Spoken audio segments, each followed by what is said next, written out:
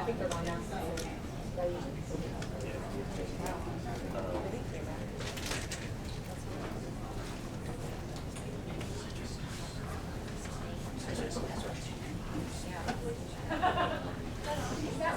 You don't have to. I think they have an opportunity to discuss it themselves. And then I'm also interested to see when they get to number 9. Back in session, I've seen that the water is done. Board comments. Why don't we start with Mrs. Johnson? Well, good evening, and I want to add my thanks to all who spoke earlier. So value those comments, and we'll look forward to looking at them further. I wasn't able to attend the linkage earlier this afternoon. I was attending the Colorado Association of School Boards Legislative Resolution Committee. And that sounds like a lot of words, but so the Colorado Association of School Board, for those who don't know, that is a resource, an advocacy resource, represents all of the vast majority of the school boards in Colorado. And then the Legislative Resolution Committee works on identifying the issues that CASB will be supporting or keeping an eye out against, the issues that will be considered before the legislature later this year.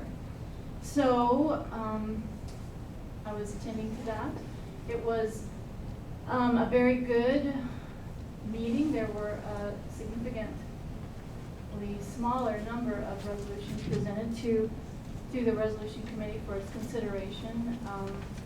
The majority of those were forwarded with recommendation, most with some tweaks, anything that would help focus on the 3 principal philosophies or points, more accurately, that the school boards try to communicate in those regard: local control, school finance, and student achievement. With that, I will conclude my remarks. I'm looking forward to our discussion this evening and also what my fellow board members have to say. Thanks. Colonel Hardy. Well, not much. I don't like to say too much of these 4. I hate to make long meetings longer, but I also appreciate the comments from the public tonight that it's a messy process, right? We have the committee recommendations. We worked with those with the methodology to try to bring the cream to the top, but we also have a vetting process, and that's the way the system works, and I think it kind of worked well tonight. So thanks to those who gave their input to the board. Mrs. Ford. Yes, Mrs. Ford. Yes, agreed. I appreciate it hearing from our community. It's interesting. It shows you the difference in how we do things at D20. Because I was talking to a friend, and she said I felt like we didn't have much input, and I said while I sort of apologized that maybe we could have done things better. She admitted that in talking to a friend at District 11 that they would have had no input whatsoever. And so I think it's interesting that we absolutely value the input of our community and feel bad when someone says, maybe you guys didn't inform us enough, and I think, gosh, we should have done a better job at that. And so it just kind of goes to how we are at District 20. Like we always want to be better. We always want to be better. We're always trying to improve. And when we hear things that we didn't do well, then we're going to try and do it better next time. We don't just sit and say, gosh, we were in this other district. We want to listen to it all. Instead, we look at where we can improve. And so, and I will also just apologize that I spent all last week on the couch with a cough and a fever, and so if you hear me hacking away, it's, I don't think I'm contagious anymore. That was like a week ago, but, if I have to leave because I'm hacking up a lung, I'm sorry. Thank you. Mrs. Van Meter. Thank you. I'm glad I detected a note of the stuff still left around in your voice, so I hope you're getting better. I just wanted to say thank you so much to Ms. Richardson for organizing and chauffeuring us around when Juliana Herman, as Dr. Hatchett shared with us at our last meeting, Juliana Herman, who is Senator Bennett's aide, and she is an expert in education. She's absolutely amazing. We meet with her in Washington, D.C. She let us know that she would be in Colorado and would love to come by Academy 20, and Ms. Richardson set it all up. It was fabulous. We visited 4 schools that day, and we did our very best, and I think we got her to District 49 probably just barely in time. But it was really tough to do, even just visiting 4 schools, because there's so much to see. We started off with Discovery Canyon campus. We showed her we got to see some of the amazing science programs that they have there and the things that the kids are doing in the classroom. We saw some fabulous stuff in Intro to Design classes. We also got to go in an SSN room and see them working with our severe special needs kids.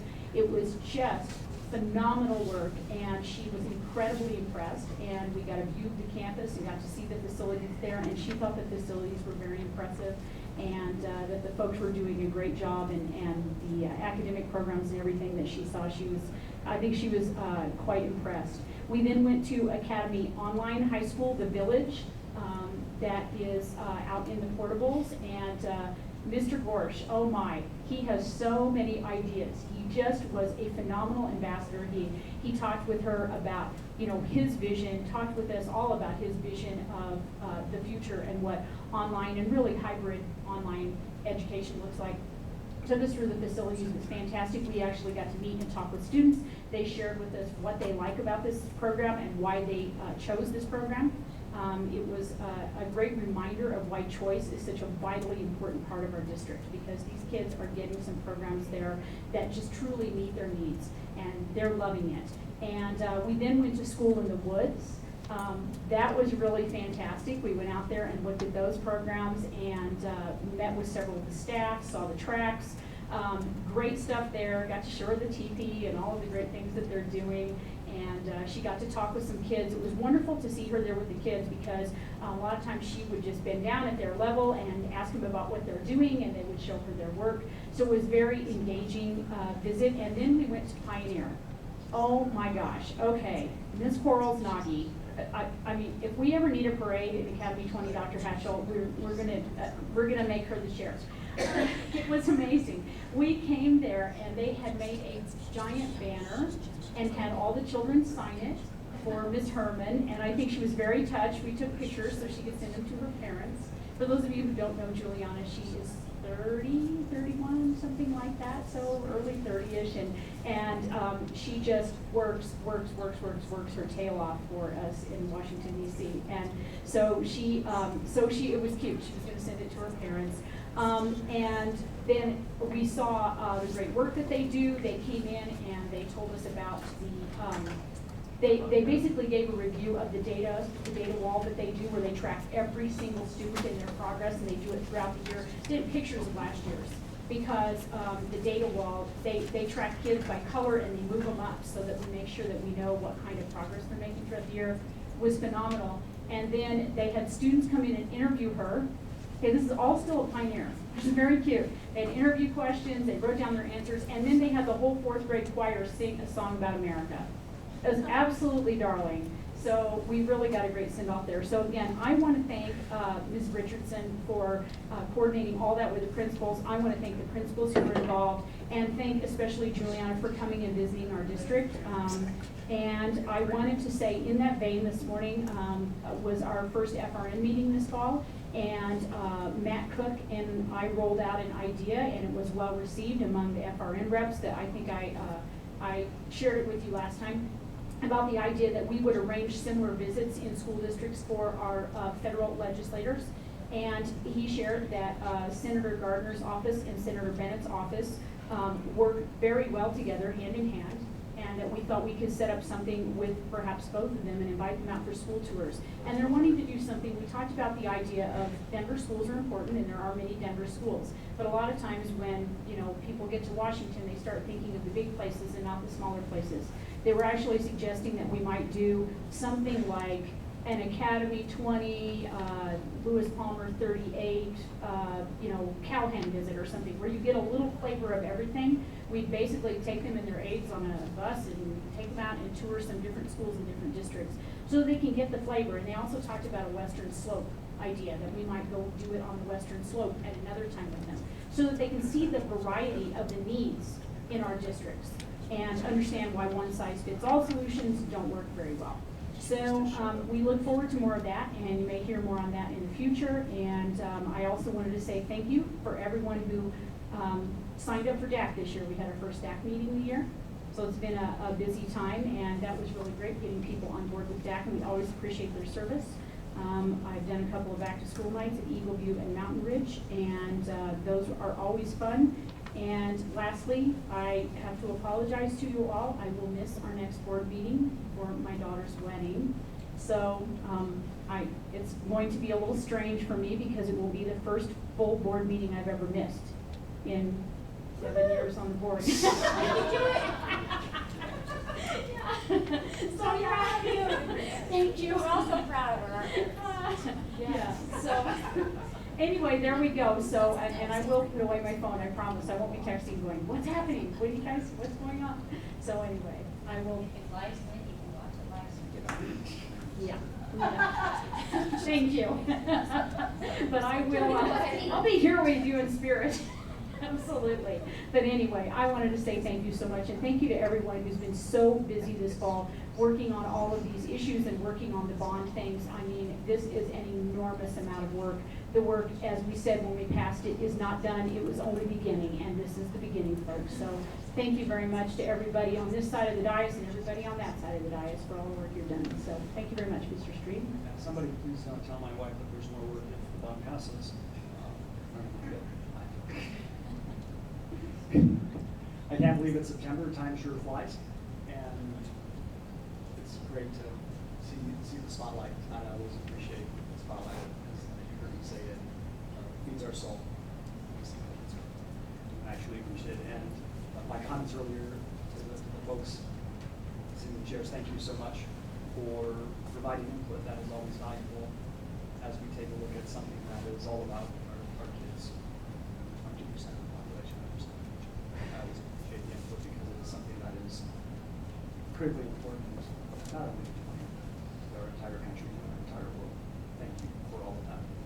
Administration comments, Dr. Manager. Thank you very much, Mr. Gregory. No, thank you. Dr. Field. Dr. Peak. Ms. Richardson. Ms. Cortez. Mr. Grady. I do have a few items. The White House named Lisa Verano, geometry, pre-calculus, and intro computer programming teacher at Aspen Valley High School, so winner of the Presidential Award for Excellence in Math and Science this year with the White House. Brittany Daris for Empire High School English teacher, who was recognized by numerous national media outlets for writing more than 130 letters to her students about their great values and qualities. Has been named a finalist for the Heroes in Mental Health Award at Aspen Point. Ron Roy, Academy International Elementary School grad, who built an outdoor classroom at Academy International for his Eagle Scout project. We featured an Exec Monday after a group of proud parents collaborated with the district to write and pitch his local story. And finally, Liberty Field Hockey lost to Kent Denver 5-0 this evening at the stadium. Thank you very much. Thank you. Consent agenda. We need a motion to approve the following resolutions.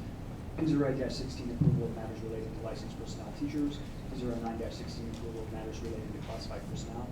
Approval board or approved Board of Education regular meeting minutes from August 18th, 2016 as presented with corrections as noted. We need a motion. So moved. Second. Next roll call, please. Mrs. Bullock? Aye. Mrs. Johnson? Aye. Mr. Street? Aye. Mrs. Van Mander? Aye. There were no items pulled from the consent agenda or monitoring EL 2.2 treatment of parents and general public. Thank you very much, Dr. Field.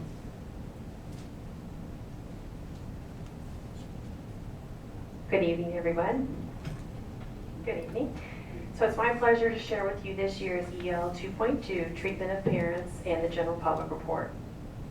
So as you know, EL 2.2 addresses the treatment of parents and the general public and states specifically that the superintendent will not cause or allow conditions, procedures, or decisions that are unclear, unfair, unsafe, untimely, undignified, unresponsive, or unnecessarily intrusive. This EL 2.2 monitoring report addresses the 4 provision statements in this policy. Policy Provision Statement EL 2.2.1, the superintendent will not allow improper access to personal information during its collection, review, transmittal, or storage. The first provision statement addresses the ways that the superintendent appropriately safeguards information, and we share that we have 3 specific policies that speak directly to the interpretation in this provision statement. GBJ, which is Personnel Records and Files, JRA/JRC, which is Student Records Release of Information on Students, and JRA/JRC-R, which is Student Records Procedure. This report notes that we provide many trainings, in particular with new licensed and administrative staff, specific to these policies. Trainings are also offered to our guest teachers and volunteers specific to confidentiality expectations. Further, we had no complaints of FERPA violations during this monitoring period. Therefore, we report that we are in compliance. Policy Provision Statement EL 2.2.2. The superintendent will not operate without communicating to parents and patrons what may be expected and what may not be expected from district services. The second provision statement addresses the expectation that the superintendent communicates with parents about district services, policies, procedures, calendars, the choice process, and the committees on which stakeholders may participate. As a result, we report that policies, procedures, and calendars are all posted on the district's website. Specifically, calendars are developed based on the parameters found in Board Policy EL 2.10, and additionally, significant deadlines are posted and advertised in a variety of ways in order to provide opportunities for community members to get and stay involved throughout the district. Within EL 2.2.2, we also include communications that occurred regarding any boundary changes, including the adjustment to a portion of the attendance boundary between Explorer Elementary School and Mountain View Elementary School, that was approved by the board on June 16, 2016, as well as the work that occurred during the 15-16 school year by the Growth and Capital Needs Committee. We report that the superintendent is in compliance with this provision statement. Policy Provision Statement EL 2.2.3, the superintendent will not operate without a process for the effective handling of complaints, comments, and input. The third provision statement addresses the manner in which the superintendent and his staff handle complaints, comments, and input from parents and community members. The data that we report highlights the various ways that the superintendent is in compliance with this provision statement, as we share policy KE that speaks to public concerns and complaints, as well as the variety of ways that stakeholder groups are provided an opportunity to provide input and the manner in which the board is updated by the superintendent. You can see in this report the many ways that the board is notified in advance of issues addressed in this provision statement. Last one, Policy Provision Statement EL 2.2.4. The superintendent will not fail to communicate the district's disciplinary expectations to all parents and stakeholders, including appropriately involving affected stakeholders in developing student discipline policy. The fourth provision statement addresses the manner in which the superintendent addresses disciplinary issues. The superintendent is in compliance in this area as discipline expectations are shared with students and parents through website and student handbooks, and all disciplinary violations are reported per CDE expectations. In addition, the Board of Education continues to receive monthly expulsion data, and the ENDS 1.2 character report is presented annually in April. Those are just some of the highlights of this report, but hopefully they have captured the essence of the work that is done in our district to support our parents and community. May I answer any questions?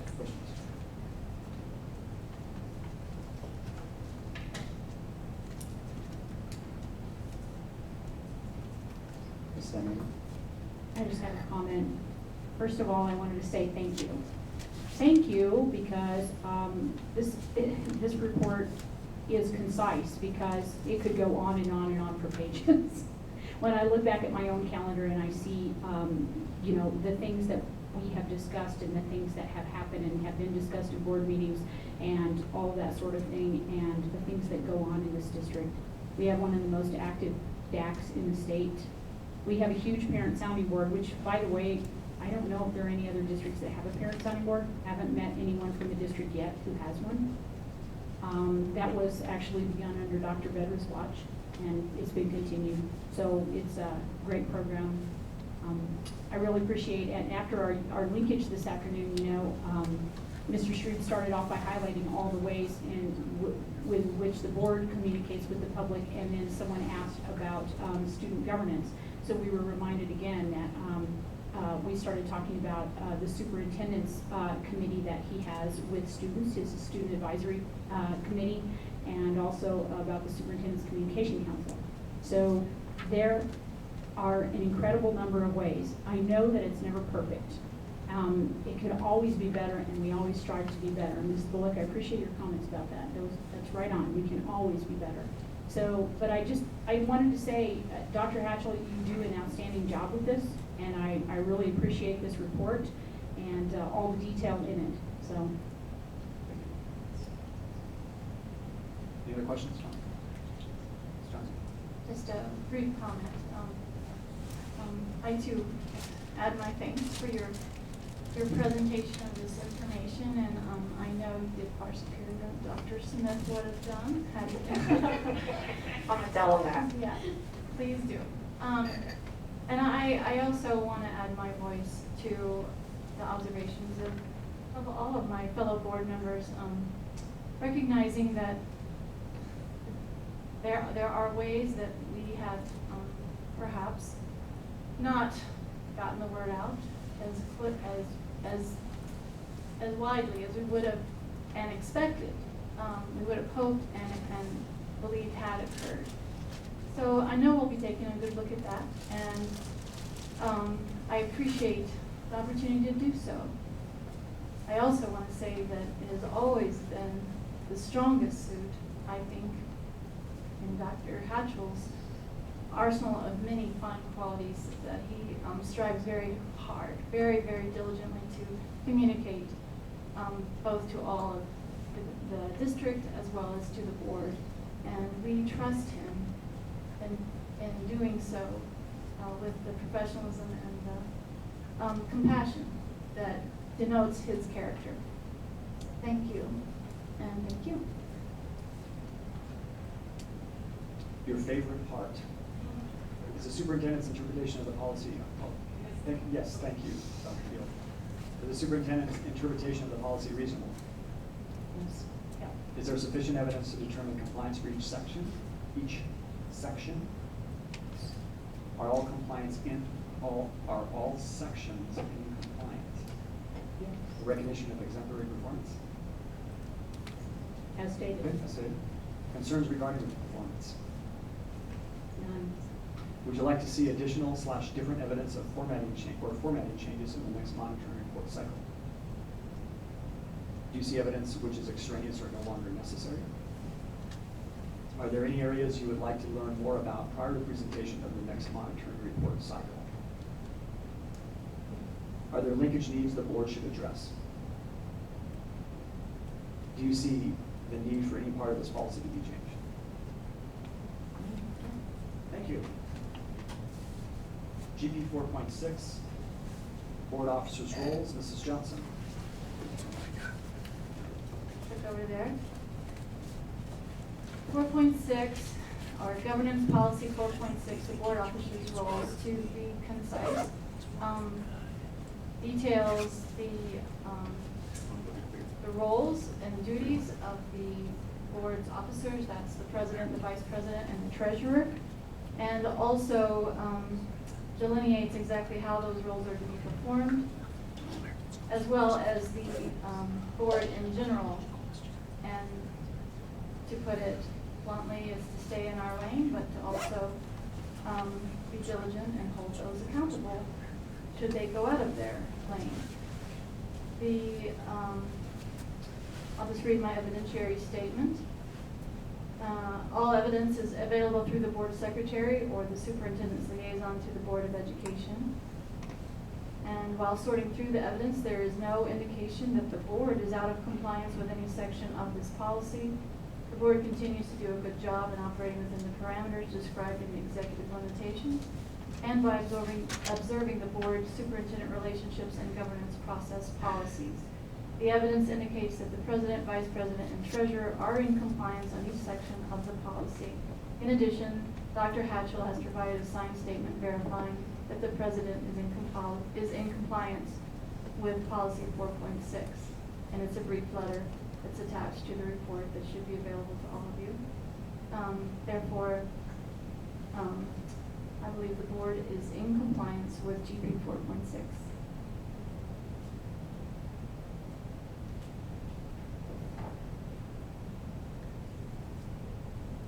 Any questions?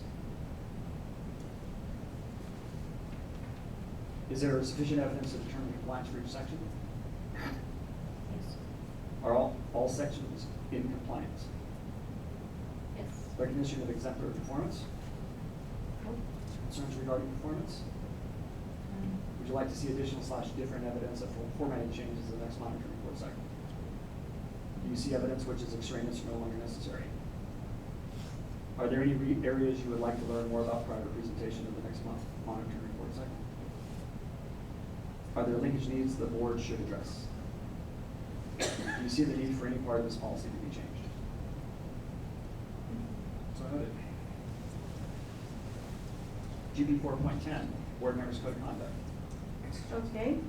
Governance policy 4.10, board members' code of conduct, deals with exactly what it appears to deal with, and it details throughout its body the expectations and responsibilities of a Board of Education member. Again, I will turn to evidence reviewed and used to substantiate that the board is in compliance with GP 4.10, and that includes the Board of Education meeting agendas, minutes, and audio recordings, and the board debriefing notes. And again, the evidence is available through the board secretary or the superintendent's liaison. Basically, the evidentiary supporting statement states the same thing I said earlier, that is that the board continues to do a good job operating within its own parameters. And additionally, it notes that both Mrs. Bullock and myself have children presently attending District 20 schools, and our role as board members has not been compromised by any personal interest we may have as parents. And therefore, again, to the best of my knowledge, I believe that the board is in compliance with GP 4.10. It's different to hear you say that 2 of you have students I in the know. district, because we did a long time ago had 4 that had it. Okay. Is there sufficient evidence to determine compliance for each section? Are all sections in compliance? Recognition of exemplary performance? Concerns regarding performance? Would you like to see additional / different evidence or formatting changes in the next monitoring report cycle? Do you see evidence which is extraneous or no longer necessary? Are there any areas you would like to learn more about prior to presentation of the next monitoring report cycle? Thank you. Are there linkage needs the board should address? Do you see the need for any part of this policy to be changed? Not yet. Board member conflict of interest, GP 4.11, Mrs. Johnson. Thank you, Mr. Strebe. GP 4.11, board member conflict of interest monitoring report, again, is quite accurately named. It deals with essentially that the Board of Education members are expected to avoid conflicts of interest involving any matter pending before the board. A conflict of interest is deemed to exist when a member is confronted with an issue in which the member has a personal or financial interest, or an issue or circumstance that could render the member unable to devote complete loyalty and singleness of purpose to the public interest. And then there's further expository language But I would like to turn your attention to the evidence used to support the conclusion that the board is in compliance. Not only does that include that there is no evidence that a board member has a personal or financial interest in any matter pending before the board. There are no members of the Board of Education who are employees of the district.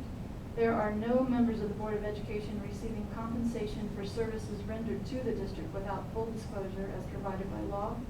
Further, there is no Board of Education member who has or had a conflict of interest in the exercise of a member's fiduciary responsibility. And finally, no board member has accepted a gift of substantial value, which is above $50, which might cause improper influence. And towards that end,